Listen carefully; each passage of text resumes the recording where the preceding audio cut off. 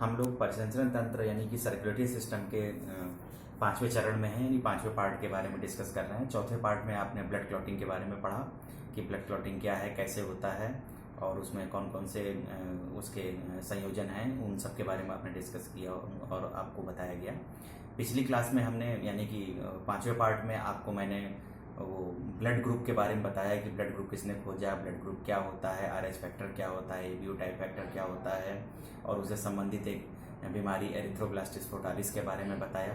तो आज के क्रम में हम परिसंचरण तंत्र का जो दो पार्ट मैंने बताया था, हार्ट और ब्लड, तो ब्लड का ये अंतिम पार्ट है जिसमें हम एंटीजन और एंटीबॉडीज़ के बारे में पढ़ेंगे। पिछली क्लास में या पिछले वीडियो में मैं आपको बताया था कि मैं इस पर एक डिस्कस करूंगा, एक शॉर्ट नोट क्या एंटीजन और एंटीबॉडीज़ के बारे में एक नोट बना के लाऊंगा, जिसे आपको मैं बताऊंगा कि एंटीजन और एंटीबॉडीज़ क्या होते हैं।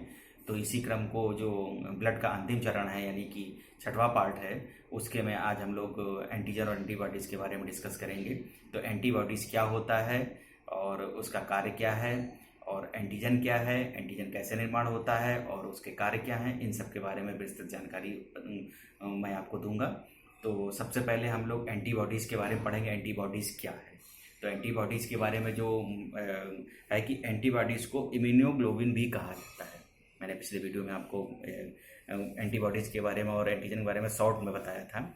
यह शरीर द्वारा उत्पन्न प्रोटीन होता है जो एंटीजन नामक बाहरी हानिकारक तत्वों से लड़ने में मदद करता है। शरीर में एंटीजन प्रवेश करने के बाद प्रतिरक्षा तंत्र यानी जो अपना इम्यून सिस्टम होता है उसमें एंटीबॉडीज़ बनाने के लिए उत्तेजित करते हैं।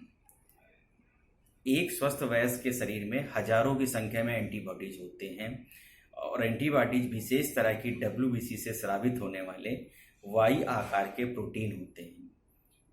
इसमें बैक्टीरिया, वायरस जैसे रोगाणुओं को पहचानने की क्षमता होती है।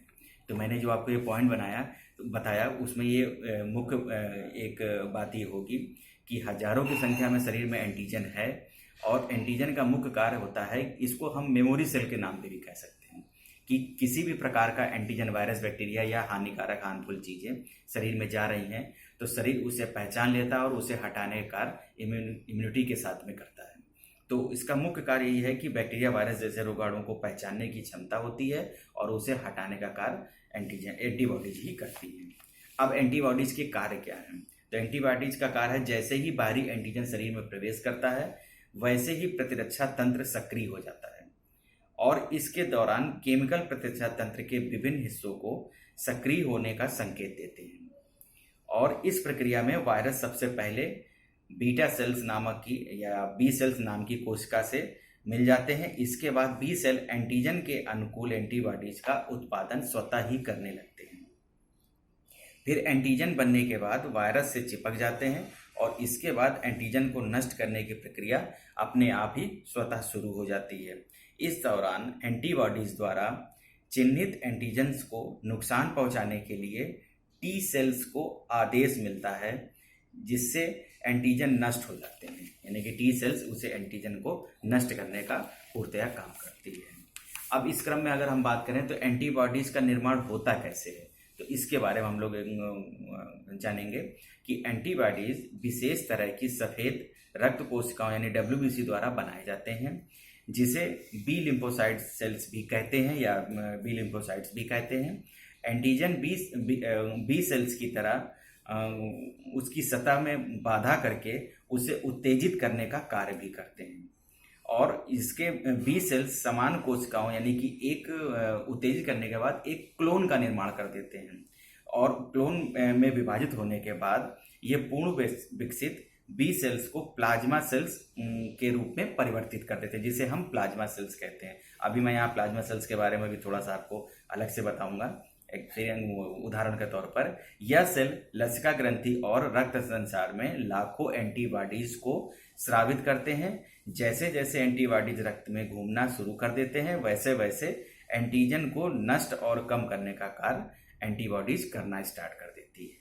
तो ये जो मैंने आपको ये पूरा क्रम कुछ पॉइंट के रूप में बताया, उसमें मैंने ये कहा कि प्लाज्मा सेल्स, जैसे कि आप इस समय कोरोना जैसी महामारी के रूप में लॉकडाउन में सभी लोग घरों में हैं, तो उसमें अभी आपने कुछ दिनों न्यूज़ पर ये देखा कि उनके प्लाज्मा निकाले जा रहे हैं, जो लोग स्वस्थ हो गए हैं तो उसमें प्लाज्मा सेल्स निकाल करके और एक एंटीबॉडीज का निर्माण किया जा रहा है। इस प्रकार का आपने न्यूज पर देखा होगा। तो इसी क्रम में मैं यहाँ बता रहा हूँ कि प्लाज्मा सेल्स निकालने का मुख्य कार्य ये होता है कि जिस प्रकार शरीर में किसी रोग से लड़ने के लिए या किसी प्रकार के रोगाणुओं को नष्ट करने के लिए जो WBC द्वारा एंटीबॉडीज का निर्माण होता है और उस एंटीबॉडीज के द्वारा क्लोन सेल्स बना करके जैसे ही रोग को भगाने का या हटाने का या उसे नष्ट करने का पूर्णतः सफलतापूर्वक कार्य हो जाता है, तो उसके शरीर में यानी उस व्यक्ति के शरीर में एक उस रोग के प्रति लड़ने की एक एंटीबॉडीज का निर्माण हो जाता है। तो अगर उस व्यक्ति के प्लाज्मा सेल्स को उससे डोनेट करा लिया जाए या उससे ले लिया जाए रक्त से, तो उससे अगले किसी व्यक्ति को अगर वो रोग का कारक उसको प्रभावित करता है तो उस प्लाज्मा से एंटीबॉडीज का निर्माण करके उस दूसरे रोगी को बचाने में सफलता मिल सकती है। यहाँ पर आपको एंटीबॉडीज समझ में आ गया होगा। अब हम इसी क्रम में आगे बात करें तो एंटीजन क्या होते हैं। तो एंटीजन के बारे में हम लोग थोड़ा डिस्कस कर लेते हैं कि एंटीजन यानी रोगाणु तत्व प्रतिरक्षा तंत्र को उत्तेजित करने में सक्षम होते हैं। यह विशेष रूप से लिम्फोसाइट्स को सक्रिय करते हैं और लिम्फोसाइट शरीर में मौजूद संक्रमण से लड़ने वाली सफेद रक्त कोशिकाएं यानी कि WBC होती हैं। आमतौर पर एंटीजन के दो रूपों में पहचाना जाता है, जिसे बाहरी एंटीजन और शरीर के अंदर बनने वाली एंटीजन के नाम से हम लोग जानते हैं या शामिल किया जाता है। एंटीजन बैक्टीरिया, वायरस या केमिकल हो सकता है।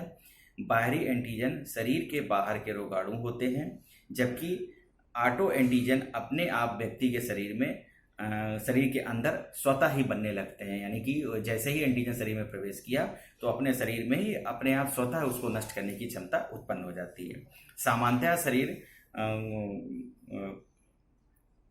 खुद ही रोगाणुओं को नष्ट कर देता है, लेकिन प्रतिरक्षित विकार होने पर व्यक्ति के शरीर में ऐसे ऑटो एंटीबॉडीज बनने लगते हैं जो गलती से व्यक्ति के अंगों को और उस ऊतकों को प्रतिक्रिया करने लगते हैं, ऊतकों पर प्रतिक्रिया करने लगते हैं। तो एंटीजन भी एक सहायक अंग होता है एंटीबॉडीज का। अब इसका मुख्य कार्य क्या होता है एंटीजन का, तो एंटीजन शरीर में प्रवेश करके प्रतिरक्षा तंत्र को उत्तेजित करती है। इसके बाद प्रतिरक्षा तंत्र की प्रतिक्रिया शुरू हो जाती है, यानी कि उसे एक्टिवेट करता है उस रोग के प्रति, और जैसे ही वह एक्टिवेट होता है तो WBC के द्वारा यानी कि वाई सेल्स के द्वारा वो अपने आप स्वतः ही एक्टिवेट हो जाता है और रोगों से लड़ने के लिए एक शरीर में एंटीजन और एंटीबॉडीज का निर्माण कर देता है और जो हमारा प्रतिरक्षा तंत्र है उस रोग को हटाने में उसको सहयोग प्रदान करता है। तो इस प्रकार आपने एंटीजन और एंटीबॉडीज के बारे में आज विस्तार से जान लिया होगा। और सभी स्टूडेंट से मैं ये कहना चाहूँगा कि मैंने जो ये आपको वीडियो के माध्यम से जो नोट बताया है आपको, इसी क्रम में आप इसको कॉपी में नोट करें और एंटीजन और एंटीबॉडीज के बारे में जब कभी आपसे शॉर्ट में पूछा जाए तो इस पर प्रतिक्रिया दें। आशा करता हूँ कि आपको समझ में आ गया होगा। यहाँ कहीं भी किसी को समस्या आ रही हो हमारे कमेंट बॉक्स में हमें कमेंट कर सकते हैं और उसे जल्द ही उसका जवाब दिया जाएगा। यहाँ पर रुककर मैं आपको ये बताना चाहूँगा कि अभी व्यूवर्स की संख्या कम होती चली जा रही है। कृपया आप लोग जो भी व्यूवर्स इसको देख रहे हैं, अगर नोट नहीं कर रहे हैं तो व्यूवर्स की संख्या कम हो रही है। इससे साबित हो रहा है कि आप लोग ध्यान नहीं दे रहे हैं।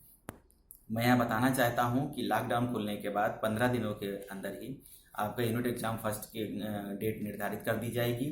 तो उस समय आप 15 दिनों में क्या क्या कर लेंगे, इसीलिए आपको ये शॉर्ट में वीडियो और अन्य टीचर्स द्वारा जो नोट्स प्रोवाइड कराए जा रहे हैं, कृपया उससे नोट जरूर करें और तैयारी करते रहें। आपकी ये मान के चलिए आपकी क्लासेस चल रही हैं और आप लोग तैयारी करें और ये मान के चलें कि आपका यूनिट एग्जाम होने वाला है और आप उसकी तैयारी में लगे हुए हैं। ठीक है, थैंक यू।